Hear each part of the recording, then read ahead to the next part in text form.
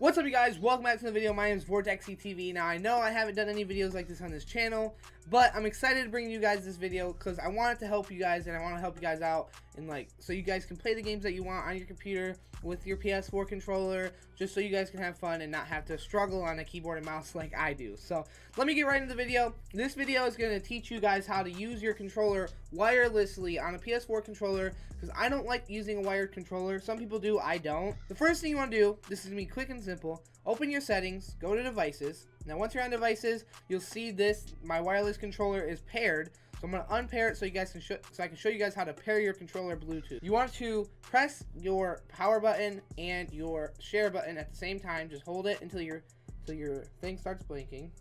Once it starts blinking, that's when you want to click add Bluetooth or other device. Go to Bluetooth, wireless controller. I wish it would just work just like that and it would be a lot easier, but it doesn't for some reason. So once that happens, this will come up because input mapper sees my controller is ready. So once that happens, you want to just go and open input mapper. Now wirelessly with just Bluetooth, you could play all Steam games, I'm pretty sure, but to play Fortnite, you need this. So go down into my description, download this. It's input mapper. There's no viruses, it's just a regular software. So once you download it, it'll look like this. You want to open it, go to profiles, make a new profile, and just name it whatever you want to name it. I've already made one, so I'm just gonna go to mine. I name it Fortnite. It doesn't really matter, honestly. So then just hold this button after you get it done. Hold the power button, and now it should blink, and then this should turn off after you get a notification.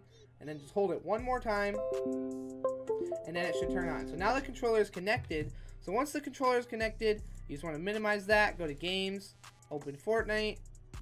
Now once Fortnite's open, you'll see that it worked, and it's basically the simplest and easiest way I can think of to getting your controller connected Bluetooth and without wires, because I don't like wires.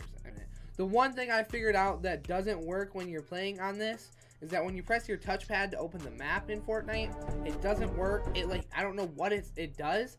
I'm pretty sure you can change it maybe. I don't exactly know in the settings, but yeah. So as you can see, if I'm moving my mouse right now, if I move my thing, it immediately goes to my controller and it just shows up, and you can see it. I'm recording at 60 frames per second on Fortnite, so that's the only thing a PC can do. So you can see I'm switching around, and then there I'm switching, and then just so you know, I'm not on PS4 and I'm not editing. This is my computer. So there you guys go. That's how you can connect your PS4 controller to the computer.